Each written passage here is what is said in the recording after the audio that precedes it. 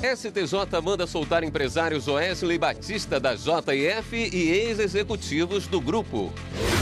Balanço parcial do CNJ aponta R$1 bilhão em acordos nas 190 mil audiências da Semana Nacional de Conciliação. A época de chuvas está aí. O que o cidadão pode fazer quando tem prejuízo numa área de responsabilidade do poder público? E feirões de fim de ano ajudam o consumidor a limpar o nome das listas de proteção ao crédito. O feirão da negociação trata-se de uma campanha comercial dos credores, né, com vistas a receber aí os seus créditos.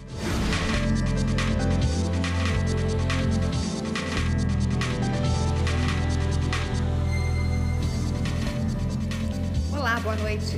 Boa noite. O ministro Nefe Cordeiro, do Superior Tribunal de Justiça, autorizou a soltura do empresário Joesley Batista, da JF, e os ex-executivos do grupo, Ricardo Salt, Denilton Castro e Floresvaldo Oliveira. Ontem, o ministro já havia liberado o ex-secretário de Defesa Agropecuária, Rodrigo Figueiredo, e o ex-ministro da Agricultura, Nery Geller. Eles foram presos na última sexta-feira na Operação Capitu. A prisão tinha sido determinada pela Justiça por ocultação de fatos relevantes nas delações premiadas. Na decisão, o ministro disse que os fatos atribuídos aos delatores são antigos e não justificariam as prisões. Além disso, disse que a colaboração do acusado não pode ser judicialmente exigida e tem que ser sempre voluntária. A Operação Capitu apura um suposto esquema de corrupção no Ministério da Agricultura entre 2013 e 2014 e é um desdobramento da Lava Jato. O ministro Luiz Fux, do Supremo Tribunal Federal, rejeitou a ação da Confederação dos Servidores Públicos do Brasil contra normas do Espírito Santo ou sobre a realização de acordos de execução judicial e precatórios. A repórter Fernanda Porto tem os detalhes para a gente. Ao vivo, vamos falar com ela. Boa noite, Fernanda. Boa noite, Érica. Boa noite, William. Boa noite a todos que nos acompanham. Na decisão, o ministro do STF, Luiz Fux, verificou que a Confederação dos Servidores Públicos do Brasil não tem legitimidade para questionar lei estadual do Espírito Santo. O ministro explicou que o pedido da Confederação pretende abranger servidores públicos de todos os poderes, executivo, legislativo e judiciário, mas não tem ligação com sindicatos nem com federações para representar a maioria do grupo de trabalho. Por isso, e seguindo o entendimento de outros precedentes da Corte, o ministro Luiz Fux, como relator, não conheceu a ação. Eu volto ao estúdio, Érica, William. Obrigado, Fernanda. Uma mulher que cumpre pena em liberdade provisória foi proibida de visitar um irmão que está detido em um presídio federal. A decisão do Tribunal Regional Federal da Primeira Região. A quarta turma do TRF1 negou o pedido de uma ré que cumpre pena em liberdade provisória para que fosse visitar o irmão que cumpre pena na Penitenciária Federal de Catanduvas, no Paraná. Os dois agiam juntos e foram condenados por tráfico de drogas. Depois de ter o pedido negado em primeira instância, a mulher alegou que a decisão contraria os direitos fundamentais dos cidadãos, não havendo motivo para tal proibição. Já o relator do caso, o desembargador federal Olindo Menezes, destacou que, dentre as medidas cautelares aplicadas à ré desde a revogação da sua prisão preventiva, está a proibição de se encontrar com os demais envolvidos no caso, dentre eles o irmão dela.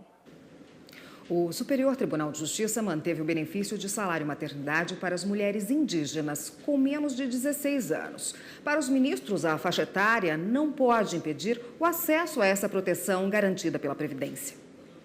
O Ministério Público Federal havia ajuizado ação civil pública em favor das mães indígenas menores de 16 anos que haviam tido o salário-maternidade recusado pelo INSS, Instituto Nacional de Seguro Social. A demanda foi atendida em primeira instância e confirmada em acórdão do Tribunal Regional Federal da 4ª Região. Ao interpor recurso no STJ, o INSS pretendia manter a recusa de salário-maternidade às beneficiárias indígenas. Mas, no STJ, o colegiado entendeu que tanto a Constituição Federal quanto a Organização Internacional do Trabalho e o Estatuto do Índio garantem aos indígenas o mesmo tratamento previdenciário conferido aos demais trabalhadores. As beneficiárias que agora terão em definitivo o direito ao salário maternidade são indígenas da etnia Imbiá-Guarani. O INSS alegava que a concessão de salário maternidade a menor de 16 anos era ilegal. Mas o relator na segunda turma do STJ, ministro Herman Benjamin, relembrou julgamentos de casos idênticos em que a decisão final foi favorável às mães. Segundo o ministro relator, as regras de proteção das crianças e adolescentes não podem ser utilizadas para restringir direitos. Ele ressaltou que o sistema previdenciário protege os indígenas caso desempenhem trabalho remunerado, mesmo que menores de 16 anos. Por unanimidade, foi negado o provimento a recurso do Instituto Nacional de Seguro Social. O sistema de votação brasileiro é referência no mundo inteiro. Outros países também usam urnas eletrônicas, mas de forma bem diferente da nossa. Vamos ver agora como é o sistema nos Estados Unidos. As eleições nos Estados Unidos terminaram há alguns dias. Cerca de 114 milhões de eleitores de todos os estados e do Distrito de Washington escolheram os ocupantes dos 435 assentos da Câmara dos Representantes e de 35 das 100 cadeiras no Senado. Governadores também foram escolhidos em 36 dos 50 estados. Mas até agora, o resultado final não foi proclamado em todas as localidades. Pela lei americana, cada estado pode decidir as regras da eleição e como realizar a votação e a apuração. O resultado é que há votos em papel, voto pelo correio, urnas eletrônicas, máquinas que imprimem o voto, máquinas que não imprimem. Por isso, o resultado demora tanto. Isso torna a contagem dos votos mais demorada do que o nosso, que é um sistema mais eletrônico e mais atualizado. No Brasil, há 22 anos, as eleições contam com as urnas eletrônicas. O sistema é inviolável. Nessas 2 décadas, nenhuma falha na segurança foi detectada. Além disso, o resultado é anunciado poucas horas após o término da votação. Nessa última eleição, por exemplo, no segundo turno, pouco mais de 2 horas, nós já tínhamos mais de 95% dos votos apurados. E já tínhamos ali, mais 20 minutos depois, o resultado para a eleição presidencial já definida e configurada. E uma forma de gestão, um aparelhamento, digamos assim, em todo o território nacional, em termos tecnológicos, que garante não só uma questão da celeridade, mas principalmente requisitos de integridade e auditabilidade do processo. São requisitos extremamente essenciais que dão um diferencial bastante consistente entre esses 2 tipos de eleição entre o Brasil e os Estados Unidos. De acordo com o secretário de Tecnologia da Informação do Tribunal Superior Eleitoral, nosso sistema de votação é referência internacional. Até mesmo os Estados Unidos já buscaram informações sobre nossas urnas eletrônicas. Nós recebemos já várias delegações americanas que vieram aqui conhecer a nossa solução. Fomos, inclusive, convidados pela Comissão Eleitoral dos Estados Unidos. Acompanhamos o ministro Toffoli em 2015 para compartilhar os nossos conhecimentos em termos de eleição. Ou seja, nós somos, sim, referência mundial em termos de soluções tecnológicas eleitorais. R$1 bilhão em acordos. Esse é o número do balanço parcial divulgado pelo Conselho Nacional de Justiça da 13ª Semana Nacional de Conciliação. Em 5 dias, foram pelo menos 190 mil audiências. Em uma delas, a Santa Casa de Misericórdia, na Bahia, fechou um acordo com 60 funcionários.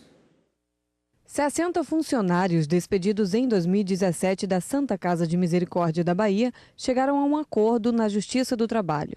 Cidélia foi uma delas. Trabalhou 12 anos na instituição e há mais de um ano tentava solucionar a pendência trabalhista. Participei de 2 conciliações global, uma individual, na qual não aceitei, não gostei, para mim não estava bom.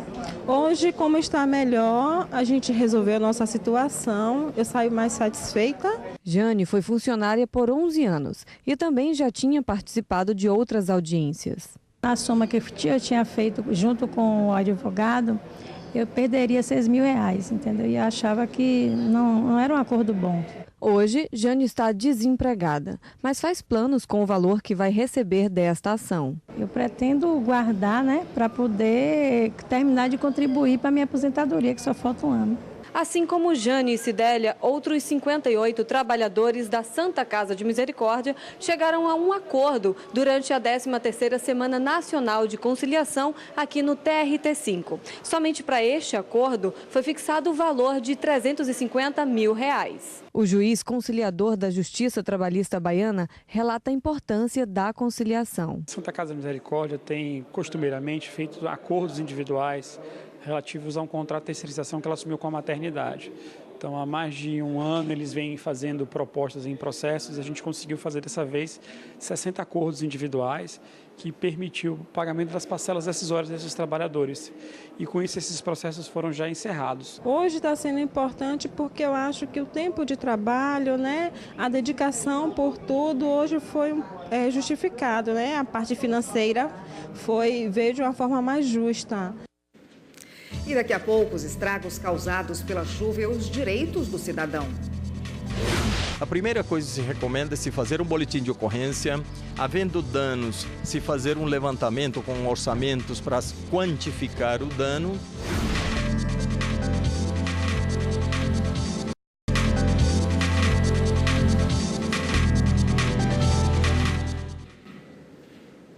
Em época de chuva, o motorista deve ter atenção redobrada para evitar acidentes, Em alguns casos, o motorista pode recorrer à justiça para ter os prejuízos ressarcidos.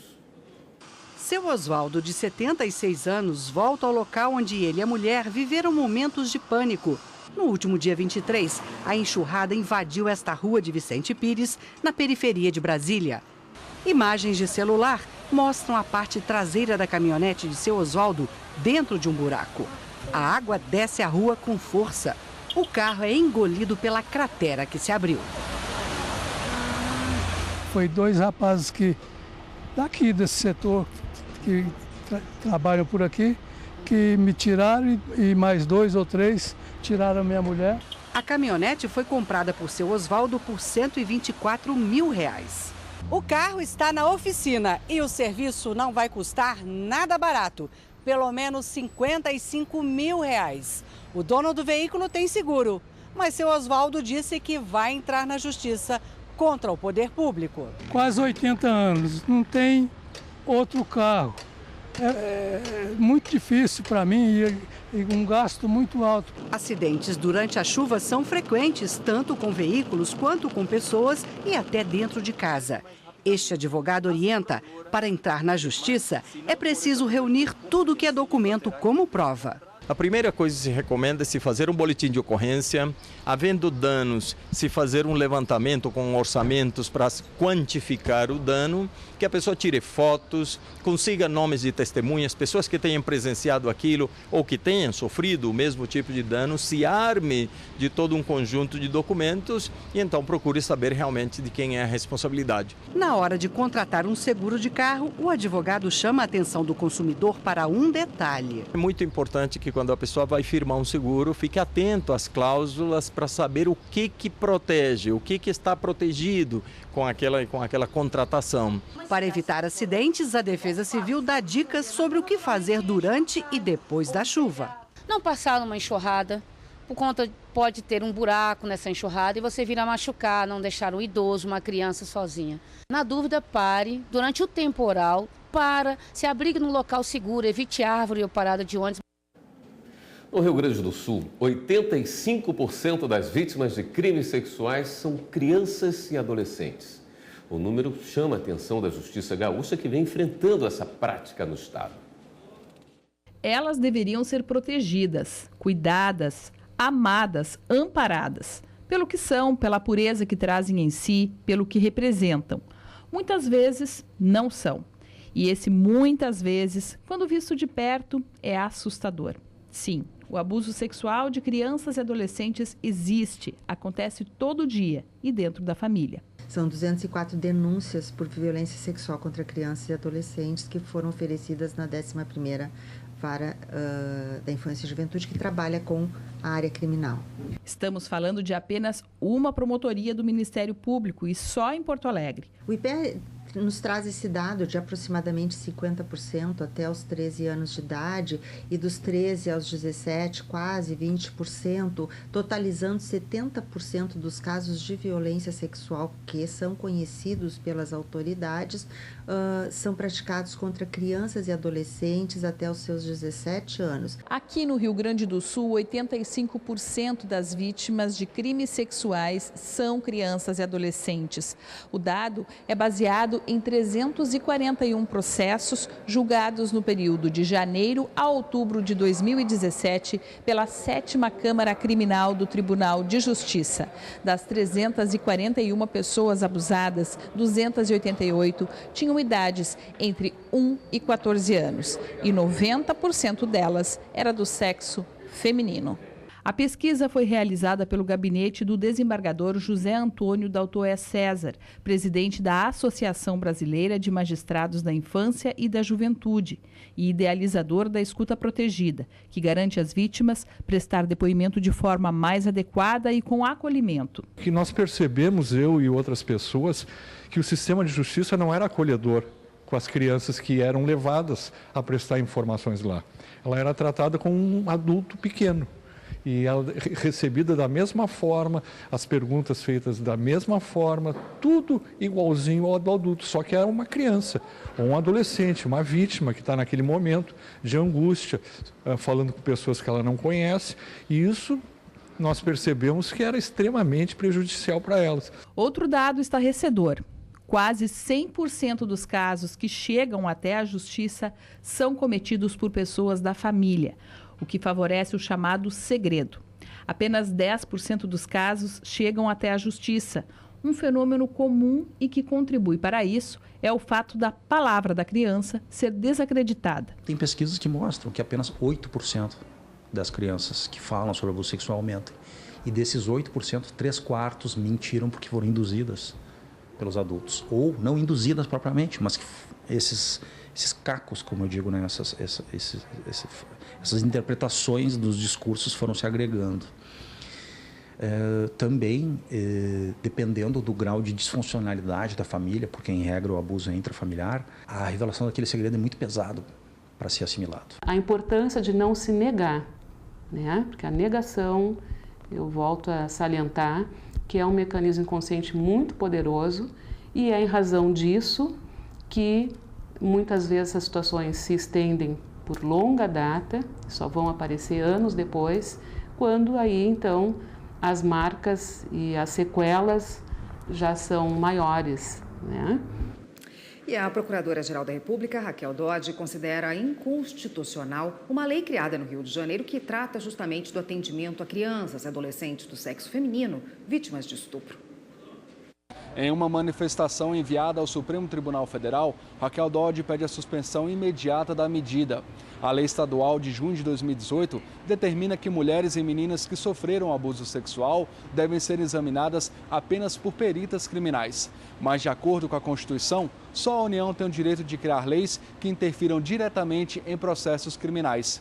Além disso, desde que a norma começou a valer no Rio de Janeiro, o Ministério Público Federal tem recebido informações de que peritos homens têm se recusado a atender mulheres vítimas de estupro, o que atrasa as investigações dos crimes. A Associação dos Magistrados Brasileiros vai fazer uma pesquisa em todo o Brasil para atualizar o perfil dos magistrados. A ideia partiu do presidente do STF, ministro Dias Toffoli, que participou de uma reunião hoje para definir os detalhes do estudo. A reunião foi no Museu da Justiça, no Rio de Janeiro, e contou com a presença de vários ministros, magistrados e do presidente do STF, ministro Dias Toffoli. O levantamento do perfil dos magistrados do Brasil começou a ser feito em março deste ano. Além de definir o perfil, o estudo pretende apontar as demandas de trabalho dos magistrados e criar oportunidade para eles falarem sobre segurança e novas formas de agilizar o andamento de processos. A última pesquisa sobre o tema foi feita em 1997. E também no Rio de Janeiro, o presidente do STF e CNJ, ministro Dias Toffoli, assinou um termo com o presidente do Tribunal de Justiça do Rio de Janeiro, desembargador Milton Fernando de Souza, para a implantação do processo judicial eletrônico, PJE.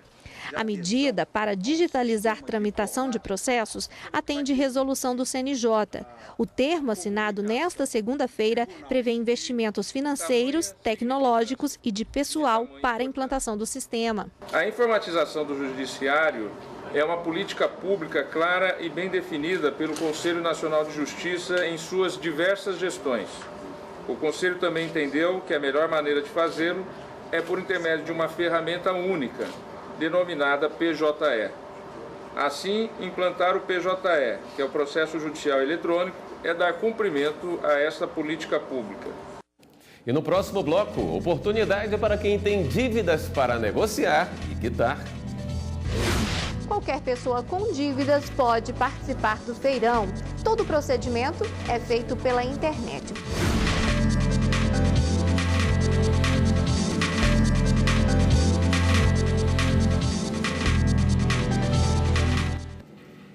E uma boa notícia para consumidores com dívidas atrasadas. É a 22ª edição do Feirão Limpa Nome. Os descontos chegam a 95%. Para muitas pessoas, fim de ano é sinônimo de festa e de 13º salário. E tem gente já fazendo planos para o dinheiro extra. Tem que pagar as dívidas, as contas acumuladas e tem que sair pagando. Entendeu? Que eu vou usar para isso, basicamente isso, meu 13º. Maria também pretende usar parte do 13º salário para limpar o nome. Ela ficou com restrição de crédito depois que comprou um guarda-roupas para um parente que não pagou a dívida. Pediram para comprar no meu nome, eu deixei comprar e aí não pagaram. E agora o meu nome tá sujo, eu não consigo limpar. Para ajudar pessoas como a Dona Maria, o SPC, Serviço de Proteção ao Crédito, e o Serasa, além de outras empresas, promovem o Feirão Limpa Nome. Qualquer pessoa com dívidas pode participar do feirão. Todo o procedimento é feito pela internet. Para isso, basta acessar o site serasaconsumidor.com.br/feirão e inserir os dados pessoais. Ao digitar o CPF, o site já mostra se o consumidor tem ou não dívidas ativas e as possibilidades de renegociação. Os descontos variam de 70% a 95% e dá até para parcelar. Temos mais de 61,4 milhões de pessoas inadimplentes e na plataforma é possível você conseguir negociar com descontos especiais, especialmente para 33 milhões de pessoas. Notícia que agradou. Acho que para o consumidor isso é bom no fim das contas, né? Porque ajuda muito, principalmente no fim do ano, né? Porque o 13º pode até sobrar um pouquinho mais. É uma boa oportunidade para colocar as contas em dia, segundo este advogado. Ele destaca que as leis brasileiras não obrigam as empresas a renegociar as dívidas ativas. Por isso, é bom aproveitar a chance. Não existe na legislação vigente nada que obrigue o Serasa, nem qualquer credor, a negociar com o devedor, seja ele consumidor ou não. Não existe nenhuma obrigação legal. O feirão da negociação trata-se de uma campanha comercial dos credores, né, com vistas a receber aí os seus créditos de maneira que fique satisfatoriamente para eles e que caiba dentro do orçamento dos devedores. O prazo para renegociar as dívidas pelo Feirão Limpa Nome vai até o dia 1º de dezembro. Vamos às últimas notícias. É hora do Giro na Rede.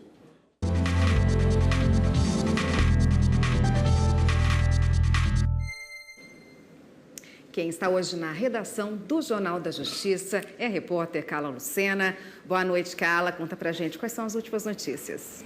Vamos lá então, Érica, boa noite para você, boa noite a todos. Vamos começar o giro de hoje com uma notícia do Supremo Tribunal Federal. O ministro Gilmar Mendes rejeitou a tramitação de uma ação do Paraná. O Estado pedia o ressarcimento da União de gastos com medicamentos e produtos que seriam de responsabilidade financeira do governo federal por meio do Ministério da Saúde.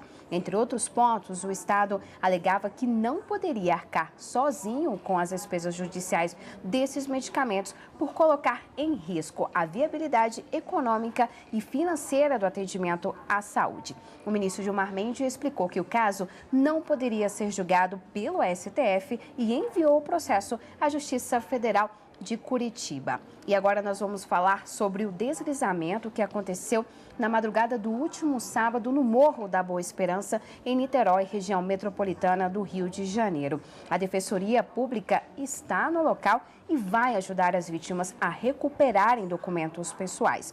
A Defensoria vai emitir a segunda via da identidade e a certidão de nascimento e ainda prestar orientação jurídica. O Corpo de Bombeiros confirmou a morte de 15 pessoas na tragédia e outras 10 ficaram feridas. E a última notícia de hoje, vamos então dizer que a Justiça decidiu que uma família vai receber indenização de R$4.000 do Comitê Olímpico Internacional por causa de um acidente que aconteceu durante a Olimpíada do Rio de 2016 no Parque Olímpico. Esse acidente foi na saída do local onde estava acontecendo a competição de nado sincronizado. Uma câmera de TV de 100 quilos que ficava suspensa no parque caiu e atingiu uma criança de 8 anos. Ela sofreu lesões graves e queimaduras de 2º grau. A Justiça considerou que houve falha na prestação de serviço. E você aí de casa já segue a gente no nosso canal no YouTube? É só acessar TV Justiça Oficial. Lá estão todas as nossas reportagens. E agora voltamos ao estúdio, Érica William. Obrigado, Carla. O Jornal da Justiça, segunda edição de hoje, fica por aqui. Boa noite para você. Boa noite, a gente se vê novamente amanhã. Até lá.